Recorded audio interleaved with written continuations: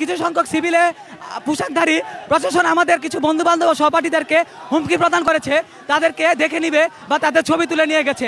এটা তো হতে পারে না। আমরা স্বাধীন দেশের নাগরিক, আমরা ছাত্ররা 1952 সালের ভাষা আন্দোলন, 66 সালের 6 দফা আন্দোলন, 69-এর গণ আন্দোলন থেকে শুরু করে স্বৈরাচারী আন্দোলন, সব আন্দোলনে আমরা ছাত্ররা ভূমিকা রেখেছি।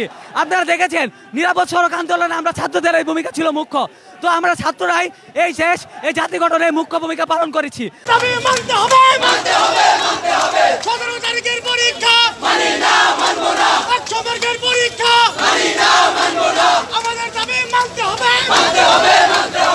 তোমরা এই মুহূর্তে এখান থেকে যাতে চলে যাও, তোমাদেরকে আমরা সেই ঘোষণা দিচ্ছি, তোমরা এখানে চলে যাবো। ভালোইভাবে না গেলে মানে আমাদের উপর আদেশ আছে যে আমরা তোমাদের উপর তোমাদেরকে ডিসপাস করার জন্য যা করাবে আমরা করব। তো আমরা ছাত্ররা যদি এই দেশের মেধা অর্জনে ভূমিকা রাখতে না পারি, আপনারা দেখেছেন এই আমাদের যে ব্যাচটা 23 ব্যাচ, তাদেরকে আমাদের এসএসসিতে আমাদের এইটার রেজাল্টের উপর মূল্যায়ন করে আমাদের মার্কস দেওয়া হয়েছে, যার কারণে আমাদের ভালো প্রিপারেশন থাকা সত্ত্বেও আমরা কাঙ্ক্ষিত ফলাফল পাই নাই। আজকে যদি এইচএসসিতে আমরা একটা ভালো রেজাল্ট না পাই, আমরা একটা ভালো ভার্সিটিতে চান্স পাইতে পারবো না।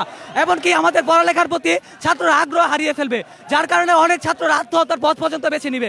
আপনারা দেখেন বিগত বছরে অনেক বছরের রেজাল্ট প্রকাশের পরে ছাত্ররা আত্মহত্যা করে।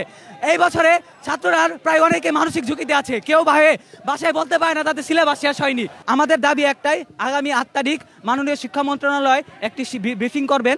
আমাদের দাবি একটা, আমাদের দাবিগুলো নিয়ে যেন তিনি আলোচনা করেন। 2022 সালে যারা পরীক্ষা দিচ্ছে এইচএসসি, তারা 2.5 বছর সময় পেয়েছে, 2.5 বছর সময় পেয়েছে, প্লাস তাদেরকে সংক্ষিপ্ত সিলেবাস দেওয়া হয়েছে, তাদের আইসিটি ছিল না, তারা 50 মার্কের পরীক্ষা দিয়েছে।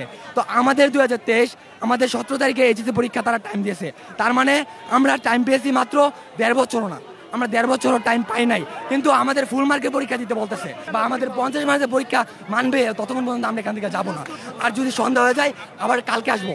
আমরা চাচ্ছি বিগত বছরে করোনার সময় তাদের যেভাবে ক্লাস নিয়ে সিলেবাস সংক্ষিপ্ত করে পরীক্ষা নিচ্ছে, কিন্তু আমাদের তাদের থেকেও কম সময় নিয়ে অধিক সিলেবাসে 100 মার্কের পরীক্ষা নিচ্ছে। এটা তো কোনোভাবেই আমরা এটা কোনোভাবেই মানতে পারি না।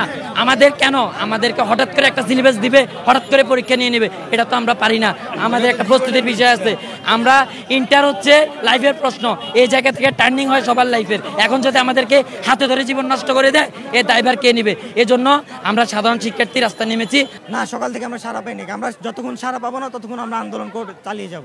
আমাদের দাবি একটাই, আমাদের যেন এই সিলেবাসের ভিতরে 50 মার্কের পরীক্ষা নেওয়া হয়, অথবা যদি সরকারের এই সংশ্লিষ্ট কোনো অপারগতা থাকে, তাহলে যেন আমাদের পরীক্ষাটি 2 মাস পেছানো হয়, যাতে আমরা সিলেবাসটি পরিপূর্ণভাবে শেষ করার পরে আমরা পরীক্ষায় ভালোভাবে অংশগ্রহণ করতে পারি।